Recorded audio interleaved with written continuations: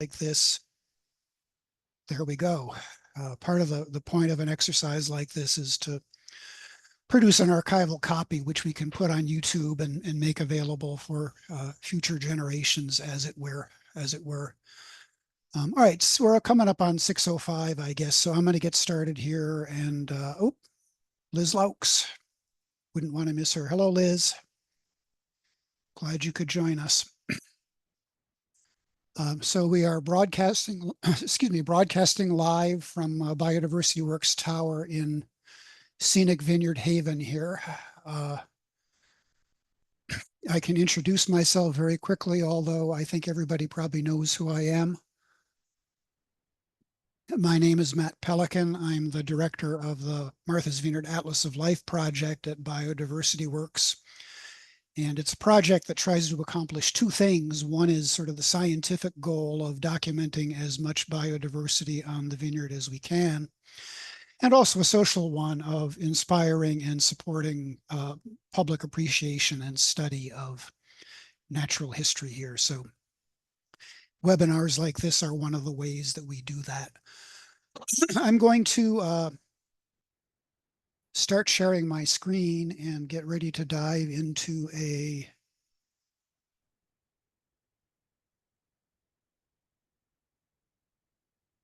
PowerPoint presentation. All right, that should look pretty good.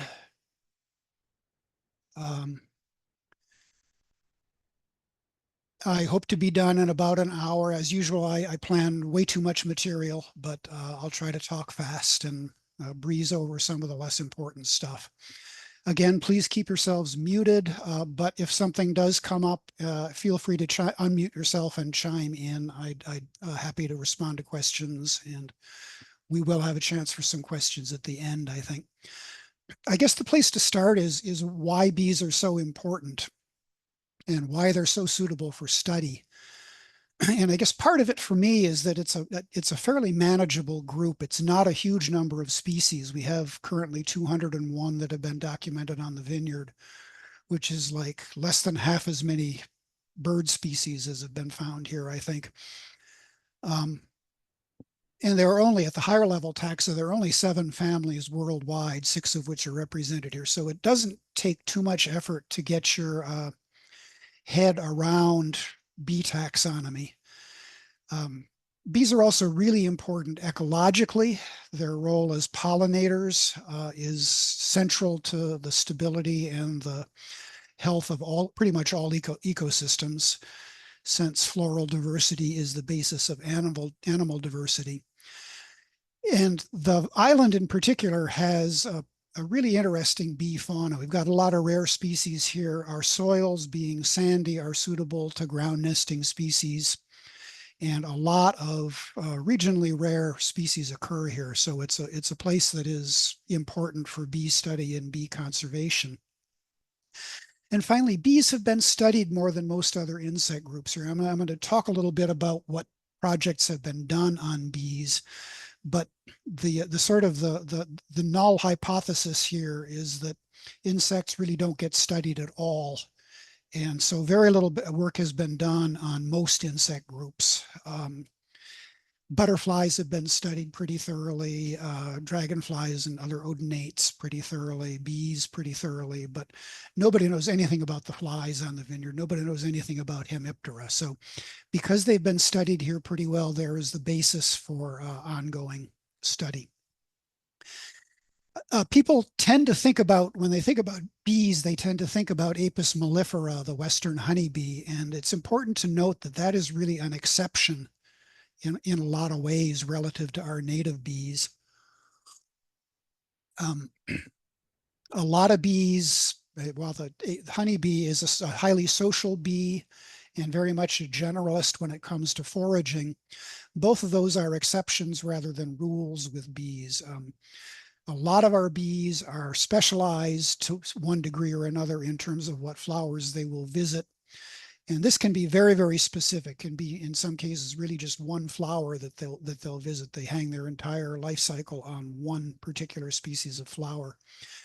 And most of our bees are not fully social. There are varying degrees of sociality in bees, from totally solitary to totally social and everywhere in between.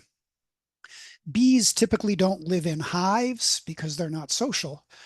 They often live in the ground. In the case of most of our solitary bees, probably, I don't know, probably half of our bees are ground nesting on the vineyard. And finally, kleptoparasitism is a very important thing in the bee world, with about a quarter of our bee species not making their own nests or provisioning their own nests, but laying their eggs in the nest of some other species. And typically you'll find that the hairs that other bees use for carrying pollen have been lost through the course of evolution with parasitic bees. So physiologically and in terms of their body structure, they're often quite distinctive. Bees are not easy to study. There are certainly some challenges. One of those is seasonality, that a lot of bees have a relatively short adult active period. And that means if you're going to study bees at one particular site, you need to study it all the way through the season. In fact, you really need to do it through multiple seasons in order to make sure you're missing things. And bee identification can be really, really challenging. There are plenty of bees that are really obvious and you can identify even in the field, but there are entire genera of bees that are very, very difficult to identify and pretty much require examination, sometimes even examination by an expert under a microscope. That little job in the upper right there with the yellow patch on its face is an example of a bee that has a really handy identification cue. That's Andrena miserabilis. It's a male. The one at the bottom right, which is an Epiolus, it's a parasitic bee. And I actually have taken a specimen of that species, and a bee expert has worked on it and been able to identify it. So we don't know what it is. Two kind of extremes of how difficult and easy identification can be. In order to study bees, there are a bunch of ways you can do it. The simplest and the most direct is really just direct observation, going out and finding bees and watching them do their bee things. And this works really well for getting behavioral observations and for just sort of generally assessing the diversity at a site. These are important enough things. Bees are also really fun to watch. They're very active when they're collecting pollen. They're very energetic a lot of times. They have interesting courtship. And just doing that with your eyeballs, watching that with your eyeballs is a really fascinating thing. But you're going to have a hard time getting very far with bee identification by just direct observation. Only a pretty small percentage of the bees that you see are going to be identifiable to the species level. Photography ups that ratio pretty significantly. It has the advantage that it doesn't involve lethal sampling and it doesn't require provisions for storing specimens or anything like that. And if you use a platform like iNaturalist, which has built-in artificial intelligence ID assistance, photography can be a pretty powerful tool for identifying bees. But you're still going to find that a fair percentage of the bees that you photograph either can't be identified from photographs, or the details that you need didn't happen to end up in the photographs that you took, because you really can't control what angles you get of a bee when you're photographing it in the wild. A corollary of that, or an extension of that, is that when you're photographing a bee, start shooting early and keep shooting until it's gone, because the more photographs you get, the better the odds are that you get that angle that is the important one for identification. You can always delete the bad photos, or if you're uploading to iNaturalist, you can only upload the photos that are good or show meaningful information. But the more photos you take, the better. It's the wonder of digital photography, which really revolutionized insect study. Handy tip for both photography and direct observation: having a plastic vial handy is a good way. Just pop the vial on a bee while it's on a flower, put the cap on, and you can examine it up close or photograph it with your cell phone very easily, and then release it back onto the blossom that you captured it off of once you're done. It's a very useful little method. But inevitably, bee study comes down to collection. And it's a little bit unfortunate. I don't enjoy killing bees. I don't enjoy killing anything. But if you want to study bees seriously, you need to do this because so many bees simply can't be identified without a specimen in hand. There are a couple of ways to collect specimens. One popular way is by laying out a transect of bee bowls, which are just brightly colored bowls that are filled with a weak detergent solution. The bee mistakes it for a flower, lands on it, and because the detergent has eroded the surface tension of the water, the bee sinks and drowns. You collect your bowls the next day and you wash them up and you dry them, and you then have a bunch of specimens that you can use to study. This is a biased collection method. You only get the bees that come to bee bowls, obviously, and that tends to be the generalists. If a species is keyed in on a particular flower type, it's not likely to be fooled by a plastic bowl. Bee bowls also have a lot of bycatch of non-bee species. Sometimes that's a good thing, but sometimes it's just waste.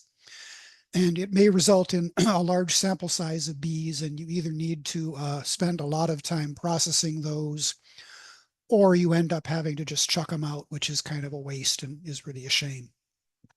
So a lot of the collecting that I do is targeted using a net or a plastic vial. You can decide whether or not you want to catch something. If you're after a particular species, you can just look for the cues for that species. There's no bycatch. You don't have any unnecessary specimens, and you can take them home and process them. I don't discourage people from collecting, but I do encourage people to think very seriously about it. It's a serious commitment. You are taking the lives of living animals, and you should only do that if there is a really good reason for doing it, in my mind. You need to have provision for storing bees. They can get moldy if it's too humid. They can get eaten by hide beetles if they're not in an airtight container. You probably need to have a microscope to examine them if you're going to be doing any serious identification. So it's a kind of serious undertaking that people should be aware of what they're getting into when they do it. If you're interested in learning to collect, talk to me about it. I would be happy to have other people doing collecting around the island, and we can team up to come up with a plan. But the neat thing about having a specimen in hand, if you look at that photograph in the lower right hand of the screen, you can see a really large amount of detail on this part of the body called the propedial triangle, which is a really important identification cue. This is a photo taken under a microscope with a cell phone camera, and it clearly captures a lot of detail. That's a very, this is Andrena allegheniensis, has a very distinctive propedial triangle. Okay, so what about the study of bees on the vineyard? A lot of what we know is the result of a really incredibly good study that was coordinated by Paul Goldstein, who a lot of you know, who ran this study back in 2010 and 2011 with a little bit of additional field work in 2012. And I'm going to do one thing at this point, and that's stop sharing for just a moment to see if anybody else needs to be admitted to the meeting. And nobody does. Go right back to where we were.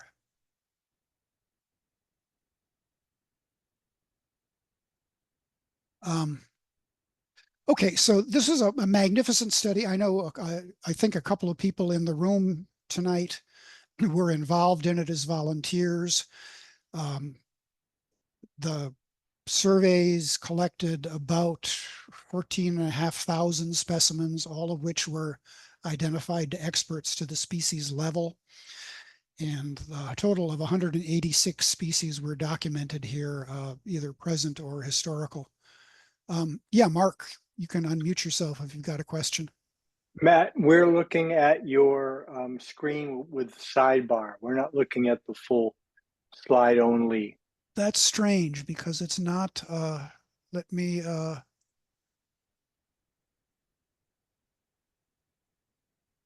I don't see it on my screen. That's very strange. Let me try sharing a different way. We were looking before you went out to see if there were other people in the waiting room. We were looking at a whole slide. Any better? Yes, Okay, I don't know why. I did the exact same thing that time, but you never know. Zoom has its own internal logic. Thanks for catching that, Mark.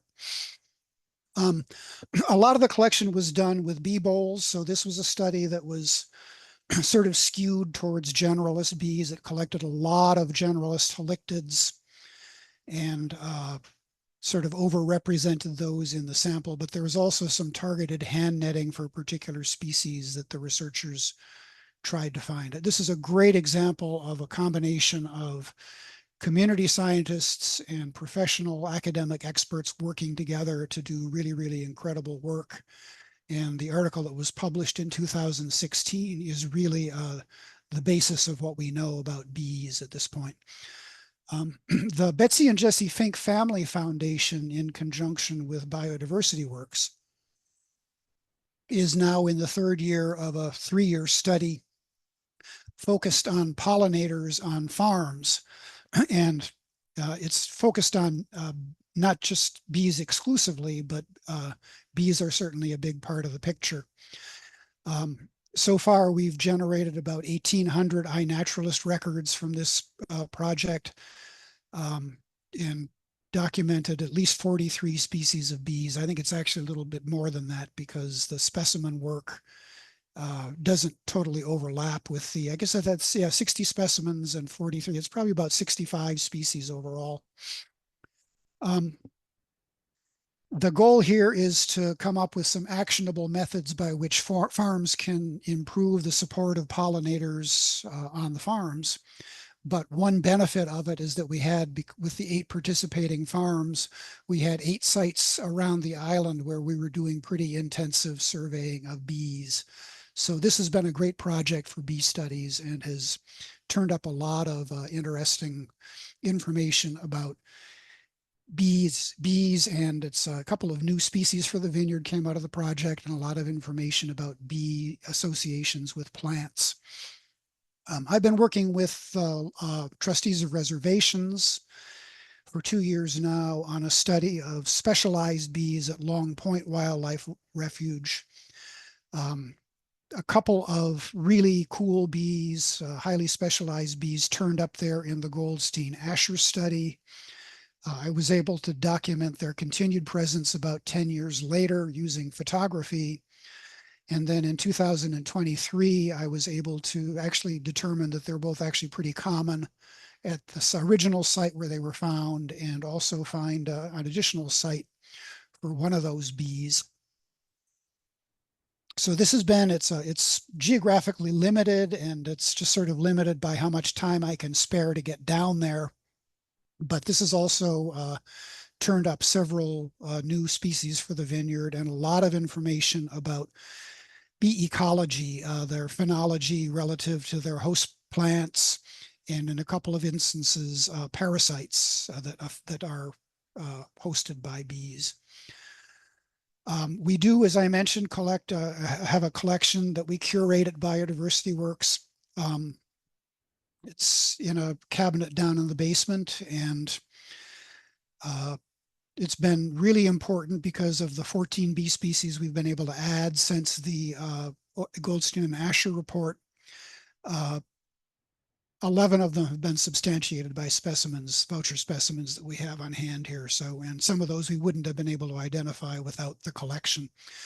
It's handy. We have some reference specimens left over from the Goldstein and Asher study. So if we get stuck with an identification, is it this species or this species?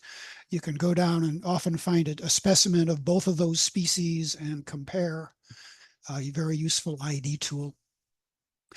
And finally, iNaturalist has been a wonderful, wonderful resource for bee studies. This is a recent screen capture of a search for bees on Martha's Vineyard. We're closing in on 2,700 observations, and almost half of the bee species known from the vineyard have been documented in iNaturalist. As I mentioned, when you upload a photo into iNat, the artificial intelligence utility will offer you some identification choices. And once the photograph is in there, adult experts will generally chime in and help you refine that identification or correct that identification. So I strongly encourage everybody who's interested in natural history to get to use iNaturalist. It's simple, it's easy, it doesn't bombard you with spam. It protects your privacy. It's really a very, very great platform. iNaturalist.org. Okay, so that's kind of where we stand at this point, the work that's been done and a little bit of information about bees. I want to do a pretty fast family level overview of bee species here. It's not going to go into a lot of detail with this, but give a sense for how the species are alike and how they differ and how much diversity they represent. Maybe my favorite group is Calletidae. The main genus here is the genus Callides. These are ground nesting bees that are, for the most part, they're specialists. A couple of them are fairly generalists, but Callides validus up there at the top, if you notice, it's got a really elongated face, if you can see where my cursor is pointing. That's a modification for sticking its face into blueberry blossoms. This is a blueberry specialist. Callides inequalis down at the bottom, in contrast, is much more of a generalist. It's an early season bee, active from like late March into beginning of May, I guess. And the other genus here is Hylaeus. These are very small bees. Get a sense for the size. This guy down in the bottom right, that is actually on a clover blossom, so they're pretty tiny. And they're black bees. They have yellow markings on them. They're unusual in that I believe they carry their pollen internally instead of on external hairs. And generally speaking, they're black insects with yellow marks, including these elegant little marks on the face. So an important family, has a lot of specialists in it, a lot of very interesting seasonality going on with Calletidae. Halictidae is the biggest family on the vineyard, and it's an incredibly diverse group. And it includes a couple of really difficult genera. These first 4 genera are all basically iridescent green, sort of like this Agapostum invirescens in the upper right. Some of them don't have the stripy abdomen, but they're all got iridescent green on their bodies. And because there are so few of them, it's relatively easy to identify them. Sphacodes, on the other hand, like this one in the bottom right, are very, very difficult to identify, even when you've got a specimen in hand. And the same is true of Lasioglossum. I would say that my success rate at identifying Lasioglossum from specimens is less than 50%. And unless you're a real expert at the genus, you probably can't do that much better. A lot of halictid bees are generalists in terms of the species, the plants that they visit. So they'll turn up on a wide range of flowers. And Sphacodes, it's worth noting, is a parasitic, a kleptoparasitic species that lays its eggs in the nests of other species. What else is there to say about Halictidae? I guess I should mention Halictus. Relatively small genus, so just 4 representatives here. The most common of these is Halictus ligatus in the upper left here. Very, very common bee. It may be the most numerous bee on Martha's Vineyard. And if you look here, where sort of the lower corner of the face, you can see a little pyramidal lump or spine almost. And that's a handy little ID trick for Halictus ligatus. Nothing else has that. So if you get that in a photograph, and you can sometimes even see it in the field, you know what it is that you're dealing with. We'll be looking at Halictidae a little bit more in terms of identification in a minute, so I will go on. Adrenidae is another very large family and ecologically a very important one. Andrena is the main genus, a very diverse genus on the vineyard, as indeed elsewhere. And a lot of the members of this genus are specialists. They tend to break down into early season ones, a lot of which specialize in either willow or blueberry, and late season ones that tend to specialize in native composites like goldenrod and native aster plants. So Andrena hirticincta, and I guess that's Andrena asteris in the upper right, are two of those late season species that use the composites. It's a fairly difficult genus to identify.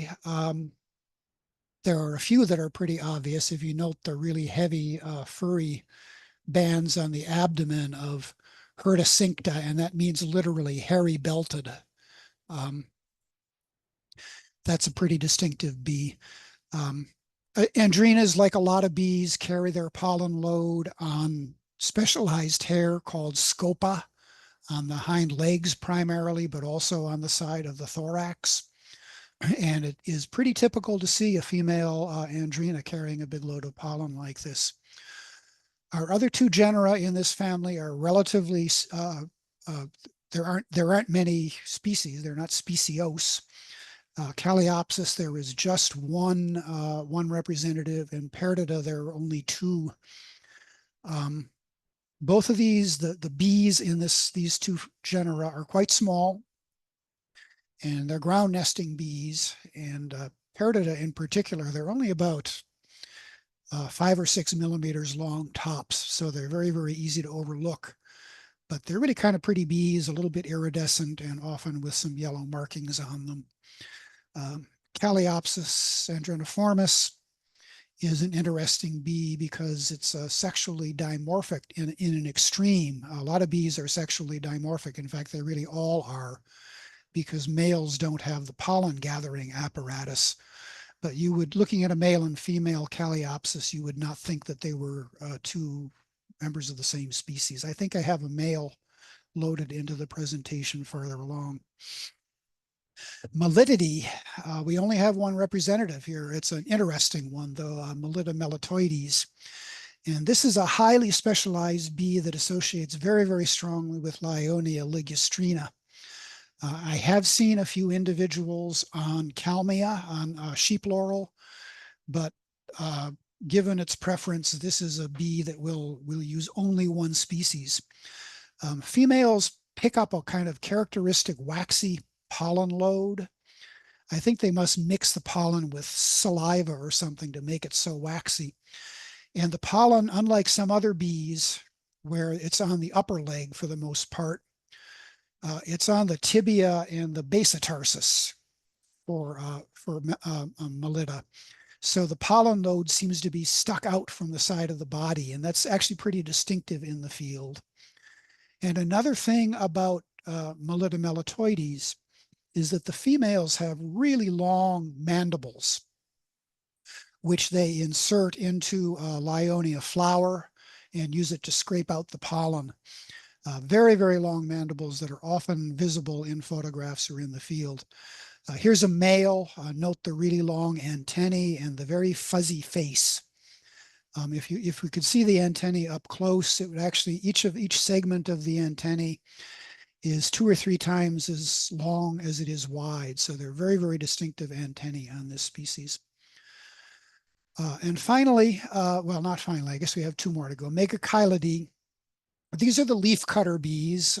Generally speaking, the main genus, Megachile, cuts leaves into little round discs, which they use to separate cells in their nest tunnels. They often do use tunnels in wood that something else has chewed for them. I mean, they take over a tunnel that's been abandoned.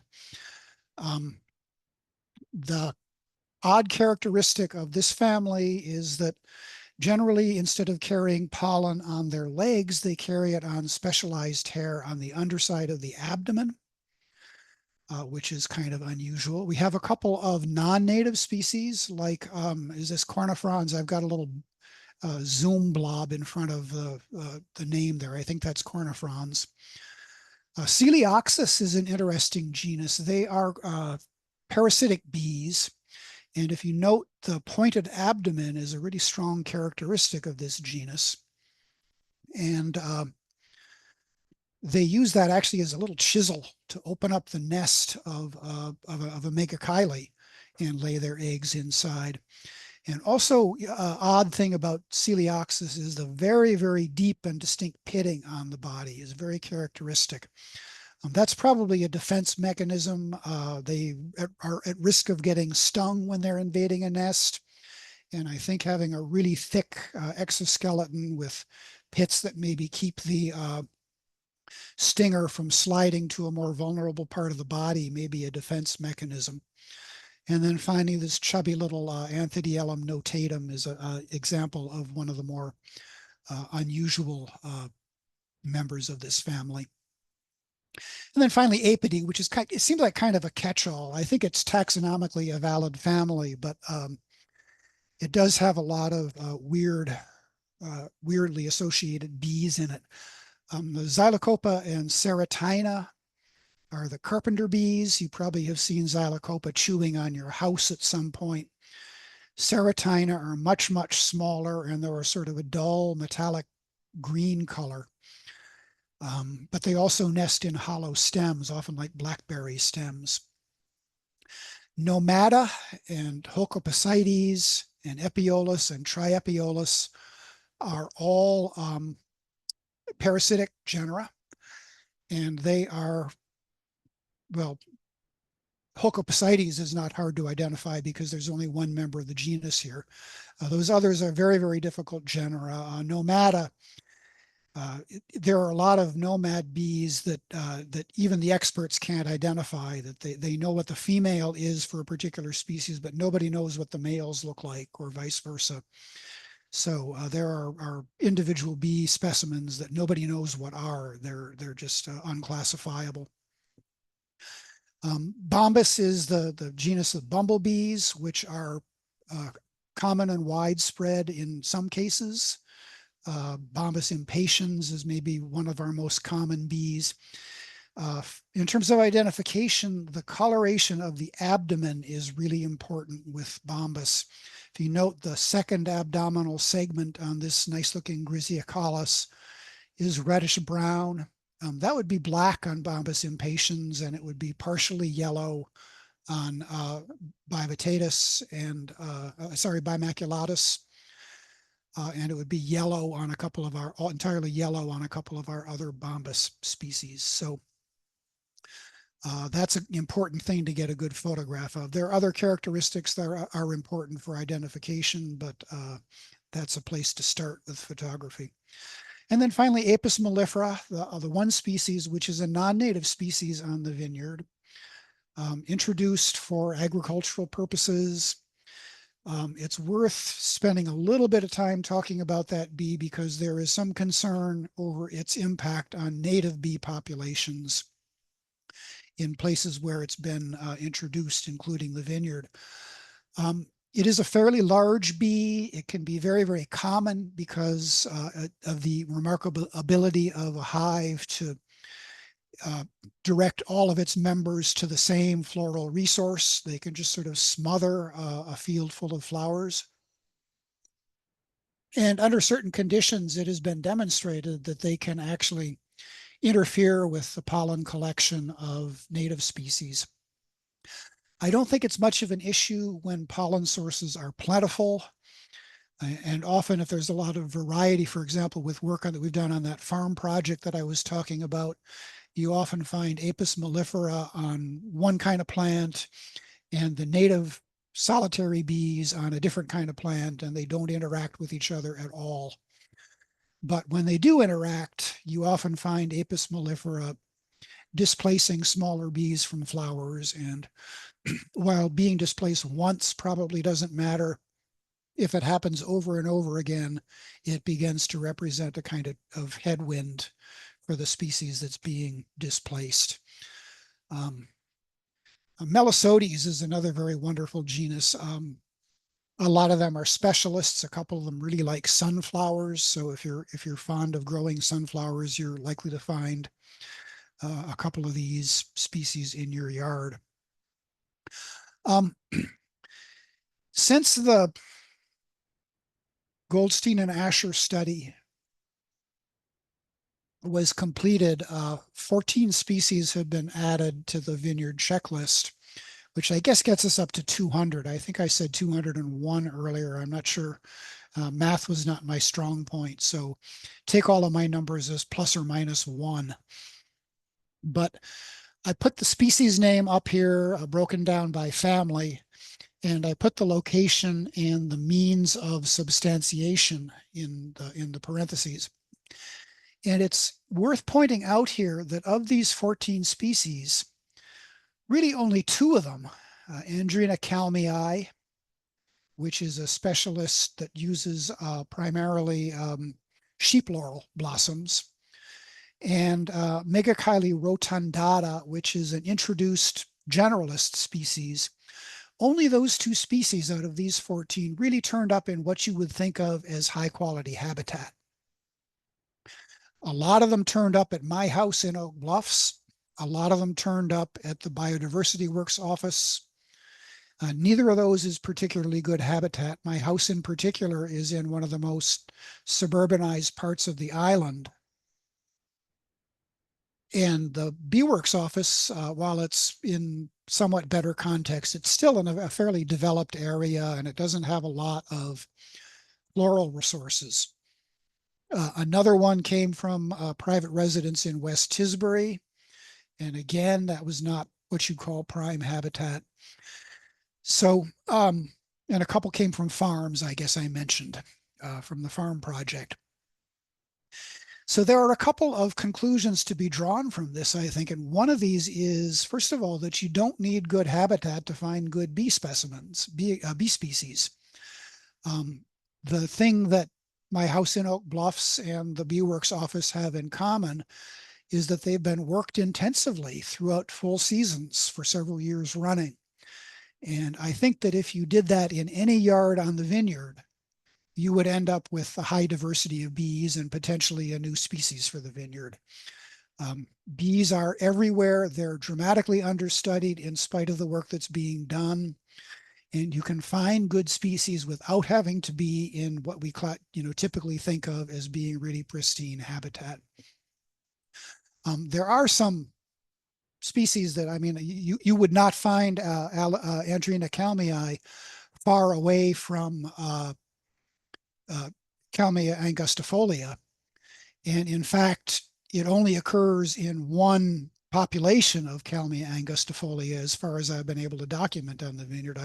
I've checked that plant in other locations at an appropriate time of year, and I haven't been able to find the bee. So it still is important to work the really good habitat and the concentrations of host plants. But in terms of finding new species and just appreciating bee diversity, it can be done anywhere. It can be done in really crummy habitat on the vineyard. And that's something that I can't emphasize too much. The key is regular coverage. It's getting out there. It's looking at the flowers several times a day through the entire season. And over time, some days you won't find anything at all, but over time, you will start to compile a pretty good list of bee species. And that's just a really encouraging thing, I think. I was kind of surprised to find that all the time that I spend in the state forest hasn't been all that productive in terms of finding bees. There are large numbers of things, and occasionally I find things that are particular bee species being really, really common. But, bees are attracted by floral resources. They're attracted by appropriate nesting sites. And it doesn't take a tract of really, a large tract of really good habitat in order to offer those resources to a bee. So it really is a reason to be encouraged about studying bees in your own yard, at your own workplace, in places like that. It's just a kind of inspiring way to think about bees. I guess that's all I'm going to say about that slide. I am going to talk a little bit about bee identification at this point. And I don't want to go into all of the tricks about identifying bees because we'd be here all night, and we may be here all night anyway, knowing how I operate on these things. But in spite of the fact that bees can be very, very difficult to identify, there are a lot of little tricks that you can learn that will really cut through a lot of the red tape in terms of identification.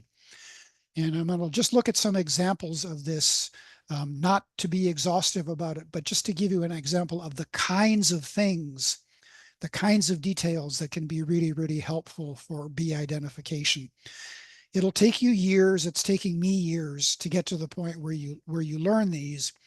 But once you've learned them, they're useful for, for the rest of your life. And we're going to look at Halictidae here in particular on this slide. And if you look at this photograph on the left in the area that's circled, that wing vein there is called the basal vein.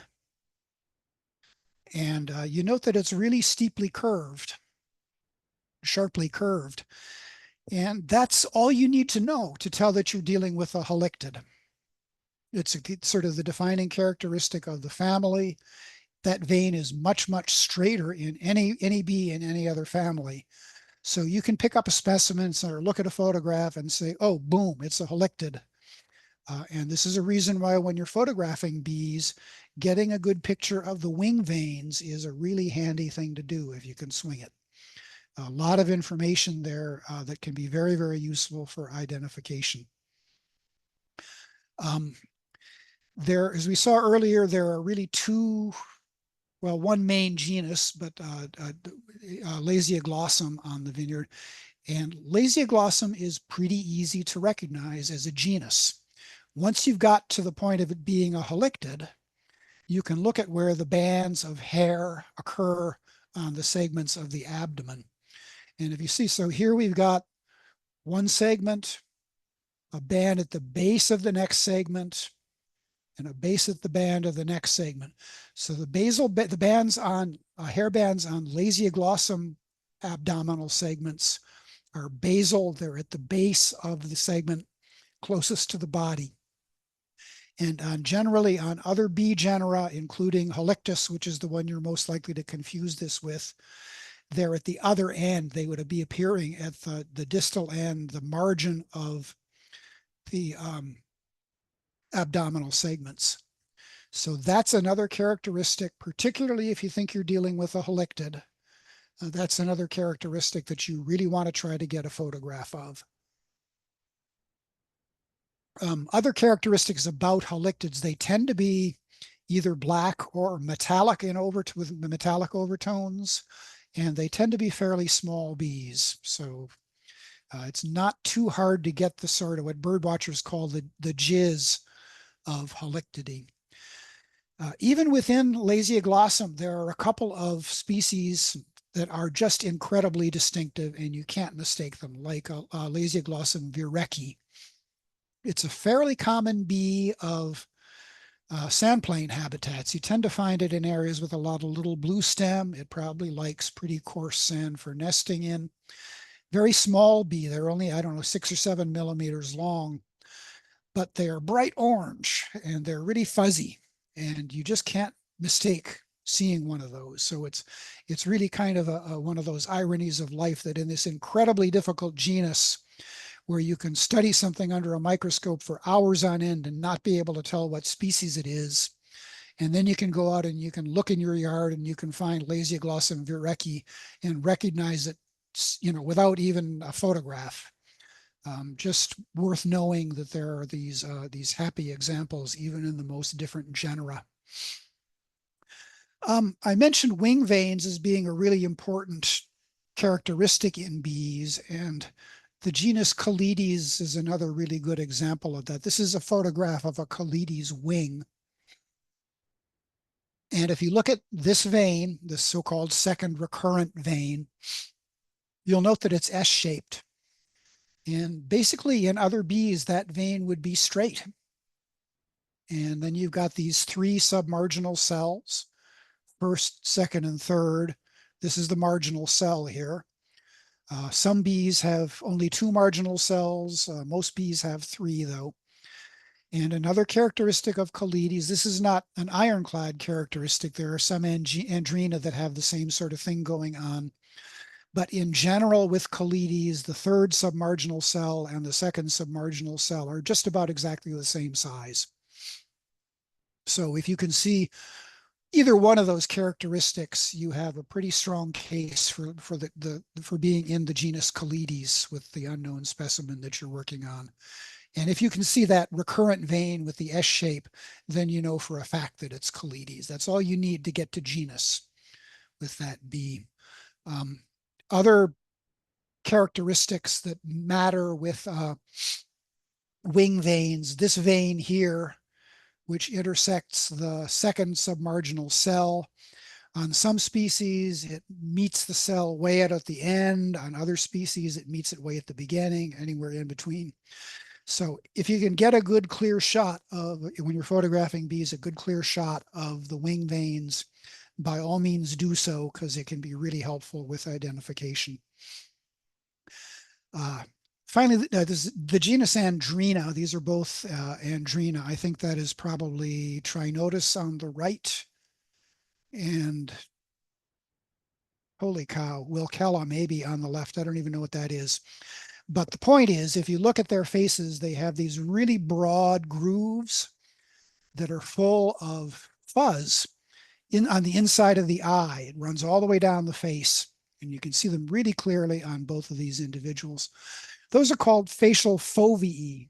Fovea is the singular and foveae are the plural. And they are a characteristic of female andrenas. Males sometimes have them. They're usually not as pronounced. And Coletidae have facial foveae also, but they're generally much, much thinner, almost like a little knife slit on the face in Hylaeus and sometimes mostly in Calides. Whereas female andrenas often have very, very broad facial fovea. So that's a really good cue when you see those. That's a really good cue for the fact that you're dealing with andrena, even if you can't see any other characteristics. And furthermore, the shape of those fovea, how broad they are, how far they extend down the face, whether they stay the same width for their whole length or whether they taper at the bottom, whether they're full of white hair or black hair or buff colored hair. All those characteristics of the facial foveae are useful identification features for andrena. They generally won't be diagnostic on their own, but they often will suffice to get you to subgenus or to get you down to just a couple of species. So again, if you're photographing, you want to get as many shots of the face of a bee as you can to get those facial fovea if they're there. And then finally, even in very, very difficult groups like the genus Sphacodes, every now and then there will be a characteristic that is just really distinctive. And I put the photograph, it was the only photograph I got of that bee, the one on the left there, into iNaturalist. I could tell it was Sphacodes because I could see it had a red abdomen and looked like a halictid. And I thought, nobody's going to be able to do anything with that. It's going to be just Sphacodes genus level for the rest of my life. But 20 minutes later, my bee mentor, Max McCarthy down at Rutgers, chimed in and said it's, and I'm drawing a blank on the species name right here. Aronii, that's it. I put it right in the caption. Good, that was smart of me. Aronii. And I said, well, great. I believe you, Max, but how do you know? And he said, well, if you look at the middle femur, the femur on the middle leg, there is a little triangular enlargement on the underside of that. And that turns out to be diagnostic for Sphacodes aronii. So now every time I photograph a Sphacodes, the first thing I do is look and see, did I get a picture that shows a good view of that femur on the middle leg? And if I did, I look to see if it's got this odd little triangular enlargement. Same thing with a specimen. Pin it, put it under the microscope, look at that middle femur, because you can save yourself a lot of time. Instead of keying something out, you can just go straight to the species level identification. Now, there aren't a lot of examples like that, but there are some, and they're real time savers when they happen. I'm thinking of another example might be we looked at a male Andrena miserabilis. In both of the sexes of Andrena miserabilis, the clypeus, which is a plate, body plate, exoskeleton plate at the bottom of the face, is really distinctive. In females, it's smooth with very, very few punctures and very shiny surface. And on the males, it's yellow. And basically, you can look at a specimen and instantly tell that of the choices available to us on the vineyard, that it's Andrena miserabilis. That's all you really need to see to identify it to species level. So when you're working with a lot of specimens, you've got 15 bees, 20 bees that you're trying to identify, this kind of thing is a real time saver. In terms of where do we go from here, that's Phocopacites, by the way, on the left.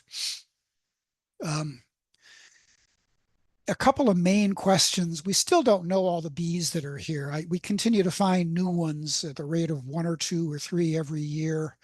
And even if we do find all of them, new ones are going to be arriving here as climate change alters the range and distribution of bees. So we continue to need to do just basic survey work to try to get the species list as complete as we can.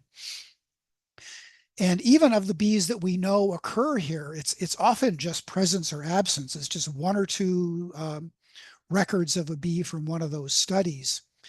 And for example, I mentioned Melita melitoides earlier that associates with Lyonia. Well, I know it's really common at one Lyonia population, but there are probably at least 30 or 40 populations of Lyonia on the island. And I want to know, does Melita melitoides occur at any of those other ones? It really matters from a conservation perspective because 5 or 6 or 7 dispersed populations are much, much more resistant to extirpation than a single one is.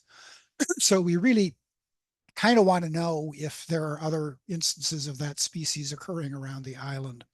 So if you're interested in a project for next year, sit down with me. We'll map out using iNaturalist where Lyonia populations are, and you can take your camera and you can go out and look for bees nectaring or taking pollen on Lyonia blossoms during June and early July. And we can look at those photographs and see if you scored the big one with a photograph of Melita melitoides. Same thing with Adrena calmei. As I mentioned, it's only turned up at one population of its host plant, but there are lots of populations of that host plant that need to be investigated. So we are really just scratching the surface about the real status and distribution of bees on the vineyard. There are also huge ecology questions about host species for bees. That's Melissodes subilatus in the upper left. It seems to like Coreopsis, which is why it turned up in my yard. I have a lot of Coreopsis lanceolata in my yard, but it lived here before there was Coreopsis. It's not a native plant on the vineyard. So what else does it use? What are the other plants that it associates with? I don't know, because I've never seen it anyplace else, and I've never seen it on anything other than Coreopsis in my yard, except maybe on butterfly weed once or twice. But if we're going to know anything about that, the conservation of that species, we need to know what else it's doing with its time, what other plants it depends on. A species like Caliopsis andreniformis, here is a male one. I mentioned that they look really different from the females earlier with those yellow legs. It's almost kind of a wasp-like looking bee. They seem to be really patchily distributed, and I suspect that there is something really special about the soil type that they like to nest in. And until we've got a good sense of where they nest and can go and look at the soil and maybe even do some kind of measurement of how coarse the grain is, we're not going to know really very much about the nesting ecology of that species or any other ground nesting bee.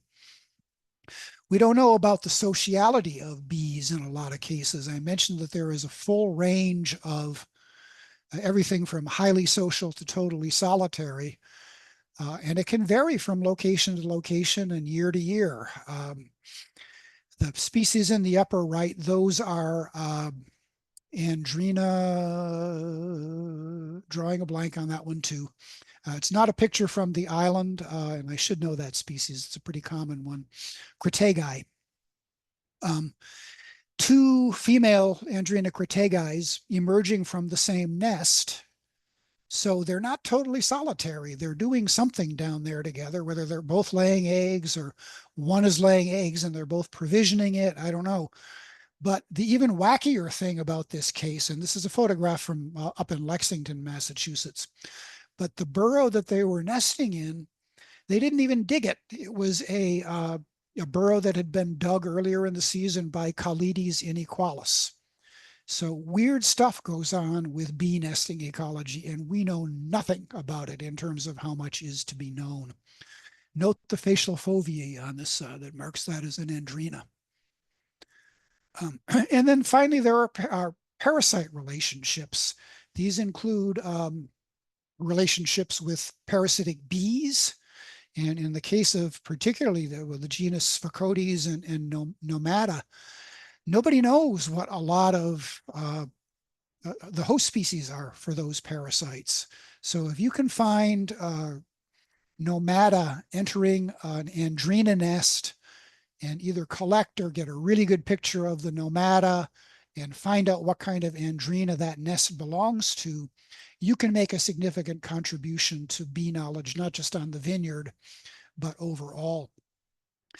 And then there are non-bee parasites, like in the lower right, that's Andrina calmei is the bee, and it's not Zodian, the fly, it is Myopa virginiensis, I think is the species. Myopa attacks bees in the air. The female fly lays an egg under the abdominal segment on the female bee. It hatches inside the bee and eats it from the inside out. That's how Myopa reproduces. I was able to document, I think, pretty convincingly that that the host species that it's using here is Andrina calmei. And Andrina calmei is a pretty rare bee. It's not reported a lot. And Myopa virginiensis is not a common fly. It's not reported a lot. And prior to finding it at Long Point, the nearest record for that I could find was actually in the Hudson Valley of New York State. So bee observations can add really significant knowledge to host associations, parasite host associations, and even the distribution of non-bee species. So if you want to study bees, if you want to help out with this, the easiest thing I can suggest is working on your skills and using iNaturalist. Keep in mind that they got to be good photographs if you're going to have success with them, but you will get help there, and you'll be contributing bee records to the vineyard, including if you make note of it, the plants that they're using, which is really important information. If you need coaching on iNaturalist, you can find a couple of webinars on the Atlas of Life website in the resources section. If you need more coaching than that, then contact me and I'll walk you through it. It's very easy. I would love to see more people using iNaturalist for bees and for other things. So think about it. There are a number of online citizen science, community science projects. One of the most interesting is Beecology, where you can upload photographs of particularly bumblebees is what they're focusing on. And it will identify your bee for you and add information about the location and the host plant being visited by that bee to a big database. So it's a big regional study of bee ecology that you can contribute to. And finally, if you're interested in collecting, talk to me about it. As I mentioned earlier, I don't think you should just go out and start nabbing bees. It's really going to be kind of wasteful. But I can tell you that a couple of people on this call have helped me out by collecting species of particular bees, and we've been able to add them to the collection so that in addition to photographic evidence, we actually have a voucher specimen in the collection. Those specimens can, if they're properly curated, can last for decades or even centuries. And there'll be a physical specimen that people can examine in the future if they need to, if taxonomy is being revised, or if they need even a tissue sample for genetic study, they may be able to get that from a specimen. So I'm happy to sort of collaborate with people, either visiting sites that you have, like your yard, where you can authorize collection, or if you find an interesting bee, I can coach you on how to collect a specimen and get it to me, and we can work on it together if you want. So that's definitely something that if you want to pursue, we can talk about. And I mentioned just parenthetically the Clypeus on Andrena miserabilis, on a female Andrena miserabilis. And I'm pretty sure that's what we've got here, is that shiny, sparsely pitted Clypeus that is a very distinctive feature. Could be wrong about that, but it looks like it to me. And finally, don't just study them, conserve them. Use your yard to provide resources for bees. It'll pay you back benefit, because you can you'll have something to watch. But planting native pollinator plants that bloom through the entire season, lots of information available on the web about what good pollinator plants are. Butterfly weed is one good example. Goldenrod is one example. Sunflower, which is not actually native, but it's another good example.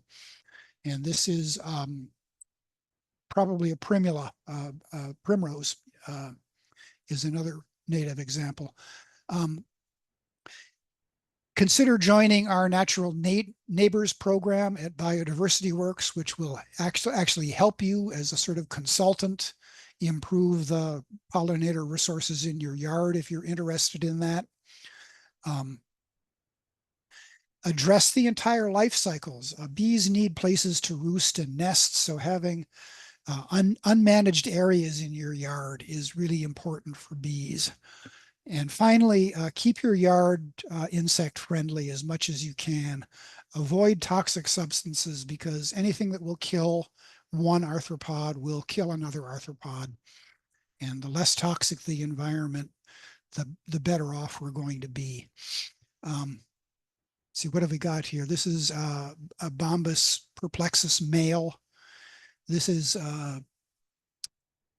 Megachile latimanus, a male with these wonderful fuzzy forelegs. This is Calides solidagonus, which is a late season Calides that loves goldenrod, beautiful little bee. And I don't even know what this is. It's one of those oligochlorine bees, a halictid with a shiny green body. It's probably Ogochlorella, but I don't even know. Halictids can be tough. All right, that's the slideshow. Are there any questions? Just feel free to unmute yourself and fire away. Nobody. I beat you into submission. All right, we will wrap it up then, and I will let you be on about your business. But thank you very, very much for taking some time out of your evening to join me this evening. I appreciate your interest. Seriously, use me as a resource. I love bees, as you may have gathered. I'm happy to help people work on bees or any other kind of insect. Feel free to email me, text me, whatever you want to do to contact me, and join BiodiversityWorks field events, our BioBlitzes, our other kinds of field events. Get on our mailing list if you're not, but basically have fun, learn to enjoy the natural world. We are blessed to live in a really wonderful place with really wonderful habitat, with really wonderful stuff inhabiting it. Get to know it, get to love it, and work to protect it. Any questions? Last call for questions. Thanks Matt. again, Sharon. Yeah. Thank you. Thanks, Very Matt. Thank you. Thank you all. Have a wonderful evening, Thank and you. hope to see you in the field. great. Good night. Thank you, Matt. Good night.